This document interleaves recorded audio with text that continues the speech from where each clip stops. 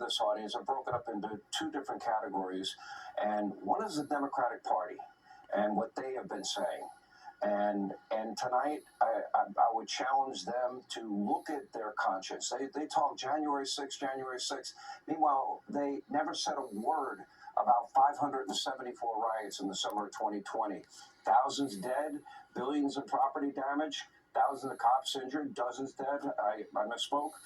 But let's listen to Democrats and the rhetoric against Donald Trump, against conservatives. Listen. Donald Trump and the MAGA Republicans represent an extremism that threatens the very foundations of our republic. Are they a threat to democracy? Yes. Are they going to take our rights away? Yes. Are they going to put people's lives in danger? Yes. Are they going to endanger the planet by not dealing with climate change? Yes. They're going to do all that. There needs to be unrest in the streets for as long as there's unrest in our lives. And unfortunately, there's plenty to go around. I just don't even know why there aren't uprisings all over the country. Maybe there will be. It's a danger. He's a genuine danger to American security. What was outrageous 3 days ago is no longer on the front pages, even though it threatens the physical safety of so many people, particularly, as you point out, immigrants that he and Vance have decided to demonize.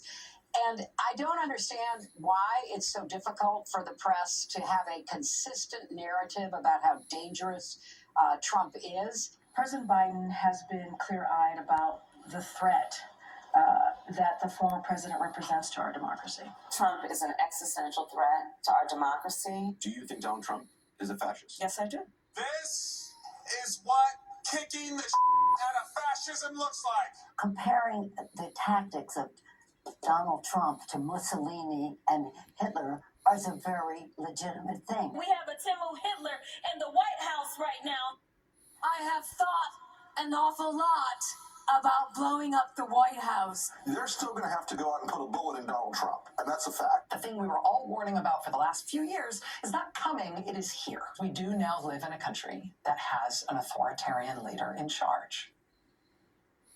We have a consolidating dictatorship in our country. And what we're seeing play out here is Donald Trump's promise to be a dictator on day one. Trump has seemingly never met a dictator he doesn't like. It's some real dictator type stuff. The American people will have to decide that they are the last in the line of defense against Donald Trump and American fascists. What is happening right now with this presidential attack on judges?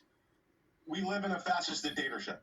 That's what's happening right now. That's what it feels like. This is where we are. You have to call a thing what it is and be definitional about it. The word MAGA doesn't mean anything other than if you go back, it's what fascists used to say. I've been tweeting for over a year. Daily reminder, today's GOP is no longer a political movement. It is a fascist movement that has embraced white nationalism. Here's the guy who said, stand back and stand by to the Proud Boys. Look at what he's doing last night, as you know, that more or less salutes that are either QAnon or almost look like Nazism.